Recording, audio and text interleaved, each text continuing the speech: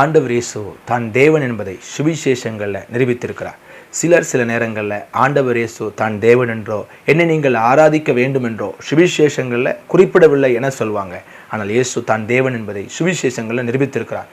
மனிதனாக பிறந்த நாம் ஒவ்வொருவரும் ஒவ்வொரு நாளும் பாவத்தோடும் இயற்கையோடும் வியாதியோடும் மரணத்தோடும் போராடி கொண்டிருக்கிறோம், தோற்று கொண்டிருக்கிறோம். ஆனால் ஆண்டவர் இயேசு இவைகள் எல்லாவற்றின் மேலும் வல்லமை உடையவர் என சுவிசேஷங்கள் குறிப்பிடுகிறது. முதலாவதாக ஆண்டவர் இயேசு பாவத்தின் மேல் வல்லமை உடையவர். யோவான் 8:46 தனக்கு முன் இருக்கிற ஜனங்களை பார்த்து இயேசு சவால் விடுகிறார். என்னிடத்தில் பாவம் உண்டென்று உங்களில் யார் சொல்லக்கூடும் என்று ஆண்டவர் கேட்கிறார்.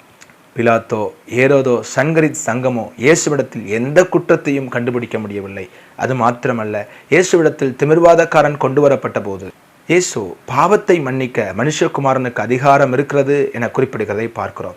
இயேசு பாவத்தின் மேல் அதிகாரமுடையவர். இரண்டாவதாக, இயேசு இயற்கையின் மேல் அதிகாரமுடையவர். இயேசுவும் சீஷர்களும் படகிலே பிரயாணம் செய்து கொண்டிருந்த போது காற்றும் கடலும் கொந்தளித்தது. கடலிலே பிறந்து வளர்ந்த சீஷர்களால் படகையோ காற்றையோ கட்டுப்படுத்த முடியவில்லை. ஆனால் ஆண்டவர் இயேசு எழுந்து ஒரு வார்த்தை சொன்னார். காற்று நின்றது, கடல் அமர்ந்தது, பெரிய அமைதி உண்டானது. சீஷர்கள் நடுங்கி போனார்கள்.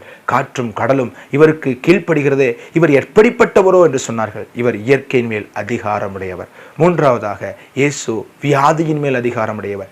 யோவான் 9 சுவிசேஷத்தில் பிறவிலேயே குருடனாய் பிறந்த ஒருவருக்கு ஆண்டவர் அற்புதமாய் கண்களை தெரிய பண்ணுகிறார்.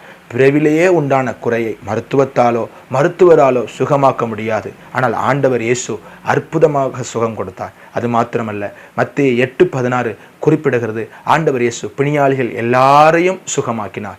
இயேசுவால சுகமாக்க முடியாத வியாதிகள் இல்லை. நான்காவதாக, இயேசு மரணத்தின் மேல் அதிகாரமுடையவர். மரித்து சில நிமிடங்களே ஆன எவிருவின் மகளை சுகமாக்கினார். மரித்து பாடையில் ஏற்றப்பட்ட நாயினூர் விதவையின் மகனை உயிரோடு எழுப்பினார். மரித்து அடக்கம் பண்ணப்பட்டு 4 நாள் ஆகிய லாசர்வின் உடலை உயிரோடு எழுப்பினார். அது மாத்திரமல்ல, ஆண்டவர் இயேசு சொல்றாரு, என் ஜீவனை கொடுக்கவும் அதை திரும்ப எடுத்துக்கொள்ளவும் எனக்கு அதிகாரம் இருக்கிறது. இயேசு சிலுவையில் மரிப்பதற்கு முன்பாக, பிதாவே என் ஜீவனை உம்மிடத்தில் ஒப்புக் கொடுக்கிறேன் என்று சொல்லி தன் ஜீவனை பிதாவின் கையில் ஒப்புக் கொடுத்தார். அதே போல 3வது நாள் அதை திரும்ப பெற்றுக்கொண்டு உயிரோடு எழுந்தார். இயேசு உயிரோடு எழுந்திருக்கிறார். இன்றும் அவரை விசுவாசித்திருக்கிற நம்மையும் இந்த பாவ சரீரத்திலிருந்து, அழிந்து போகிற இந்த சரீரத்திலிருந்து நம்மை உயிர்ப்பிக்க வல்லவர். ஏனென்றால் இயேசு சொன்னார், நானே உயிர்த்தெழுதலும் ஜீவனுமானேன்.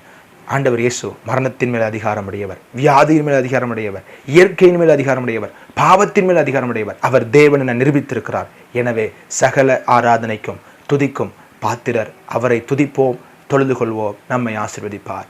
ஆமென். Praise the Lord.